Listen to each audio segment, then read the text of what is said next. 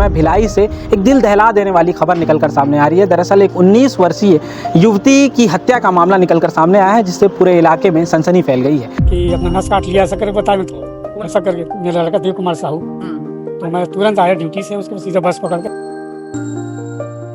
वैशाली नगर थाना क्षेत्र के रामनगर लकड़ी टाल के पास खुशी साहू नाम की एक लड़की है, 19 वर्षीय, जो मूलतः ग्राम कुमी बिरला की रहने वाली है, जिला बेमेतरा की। उसी किराए के मकान में जहां खुशी रहा करती थी, कोई अज्ञात व्यक्ति दाखिल होता है और किसी धारदार हथियार से उस पर वार करता है और खुशी साहू अब हमारे बीच नहीं रही है। उसकी सहेली उसके एक हफ्ते पहले ही आई है, ये अकेले रहती थी।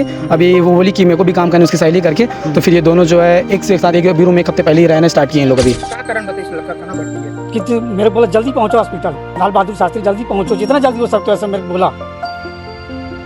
जैसी जानकारी मिली है और जैसे ही वह नहा के बाहर निकलती है, वह खून से लथपथ खुशी को देखती है। वो अपने दोस्त के साथ अपने कमरे में थी।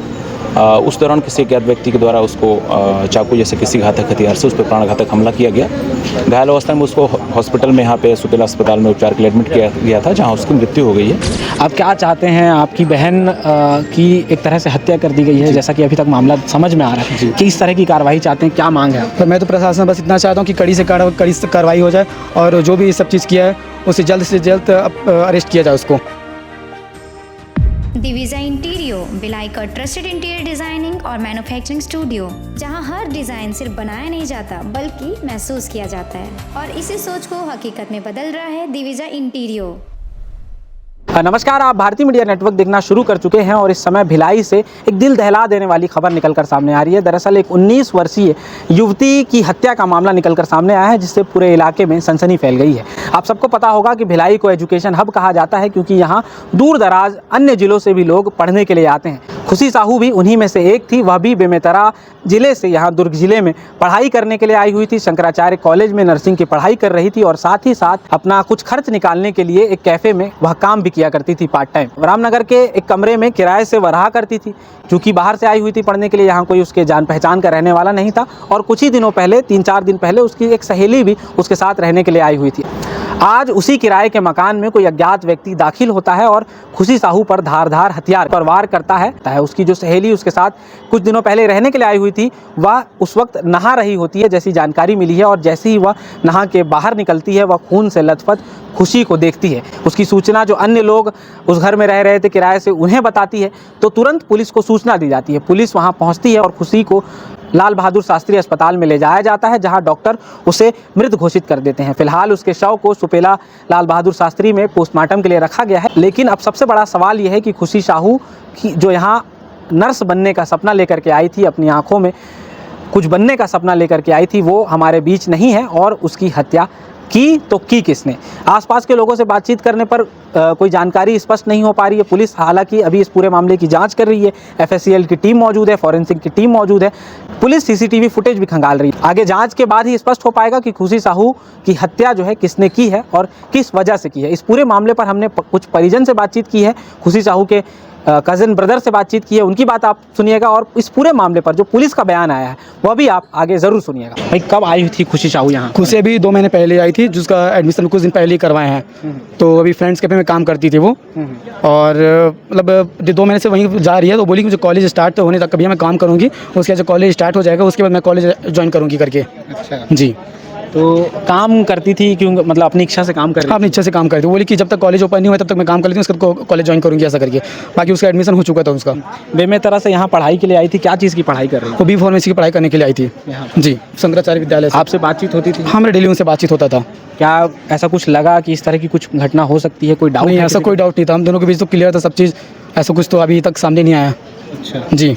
और जो सहेली उनके साथ अभी कमरे में रह रही थी, वो भी वहीं से आई थी आपके गांव? हाँ, वो भी गांव से ही आई थी। अच्छा, पुरानी दोस्त साथी हैं? दोस्त? हाँ, पुरानी सहेली थी, लेकिन वो जो सहेली है उसके एक हफ्ते पहले ही आई है, ये अकेले रहती थी। अभी वो बोली कि मेरे को भी काम करने उसकी सहेली करके, तो फिर ये दोनों जो है एक से एक साथ एक रूम में एक हफ्ते पहले ही रहना स्टार्ट किए हैं लोग अभी। और खुशी पहले से रहती थी इस रूम में।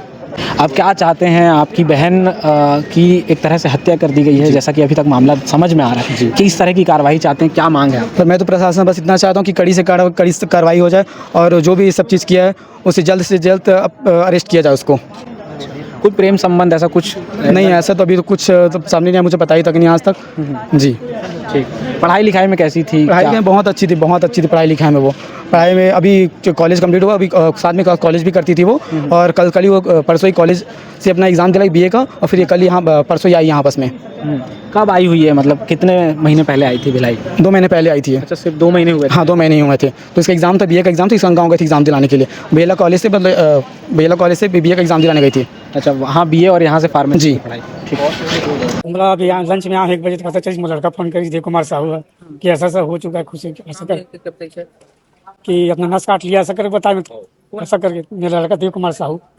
तो मैं तुरंत आया ड्यूटी से, उसके बाद सीधा बस पकड़ कर यहाँ आया हूँ। क्या कारण बताइए, लड़का कहाँ भर्ती है? कि मेरे को बोला जल्दी पहुँचो हॉस्पिटल, लाल बहादुर शास्त्री, जल्दी पहुँचो, जितना जल्दी हो सकता है, ऐसा मेरे को बोला।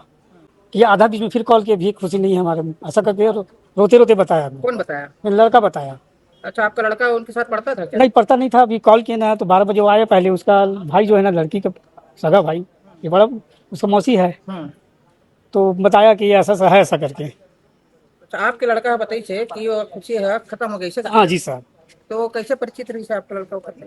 वो मेरा साली की लड़की है ना, ये जो खुशी है मेरा साली की लड़की है। अच्छा। हाँ। 11 से 11:30 बजे के आसपास के बीच में लगभग वैशाली नगर थाना क्षेत्र के रामनगर लकड़ी टाल के पास खुशी साहू नाम की एक लड़की है, 19 वर्षीय, जो मूलतः ग्राम कुमी बिरला की रहने वाली है, जिला बेमेतरा की। वो अपने दोस्त के साथ अपने कमरे में थी। उस दौरान किसी अज्ञात व्यक्ति के द्वारा उसको चाकू जैसे किसी घातक हथियार से उस पर प्राणघातक हमला किया गया। घायल अवस्था में उसको हॉस्पिटल में यहाँ पे सुपेला अस्पताल में उपचार के लिए एडमिट किया गया था, जहाँ उसकी मृत्यु हो गई है। प्रकरण में जानकारी मिलती है, पुलिस को त्वरित रूप से उसकी मृत्यु के संबंध में एक मर्ग और हत्या का अपराध कायम किया गया है और अज्ञात आरोपी की पतासाजी की जा रही है। प्रकरण में अभी तक जो जानकारी प्राप्त हुई है, उसके हिसाब से जो मृतिका है वो यहाँ पे वैशाली नगर स्थित एक कैफ़े में काम करती थी, साथ में नर्सिंग का कोर्स कर रही थी, और उसकी जो दोस्त उसके साथ रह रही है वो 4-5 दिन पहले ही उसके साथ आई थी कैफ़े में काम करने के लिहाज से। अभी तक जो कारण कुछ स्पष्ट नहीं हो पाया है इसकी हत्या या इसको चाकू क्यों मारा गया, उसके संबंध में पुलिस के द्वारा पतासाजी की जा रही है। उसके परिजन भी आ गए हैं और आसपास के सीसीटीवी फुटेज वगैरह कैमरे जो भी हैं उसको खंगाले जा रहे हैं और आरोपी की पतासाजी पुलिस के द्वारा की जा रही है। प्रेम प्रसंग संबंधित कुछ जानकारी है? इसके संबंध में अभी अनुसंधान किया जा रहा है। शीघ्र ही जो भी आरोपी होगा, इसमें जो भी कारण होगा, उसमें हम आरोपी को अति शीघ्र पकड़ लेंगे और उसको गिरफ्तार कर कार्रवाई करेंगे। किसी धारदार हथियार का इस्तेमाल किया गया है। उसको जो भी मृतिका को चोटें आई हैं वो अभी पंचनामा में स्पष्ट होंगी कि शरीर के कौन कौन से भागों में कितनी चोटें आई हैं, परंतु जो प्राथमिक जानकारी मिली है उसके हिसाब से किसी धारदार हथियार से उसको घातक चोट पहुंचाया गया जिससे उसकी मृत्यु हुई। सर, आपने अभी बताया कि जब मृतिका को चाकू मारने पहुंचा था उसके साथ एक और गैर व्यक्ति था, तो क्या गैर व्यक्ति के सामने उसने चाकू नहीं, मारा? गैर व्यक्ति नहीं, वो एक लड़की उसके साथ जो रहती है वो दोनों साथ में रहते हैं। अभी उस लड़की से पूछताछ की जा रही है कि घटना के वास्तविक क्या जो लड़की ने घटना है वो बचाव क्या करने की कोशिश नहीं की, उसके साथ में बैठे की? ये अनुसंधान के विषय और उसके बारे में पतासाजी कर रहे हैं।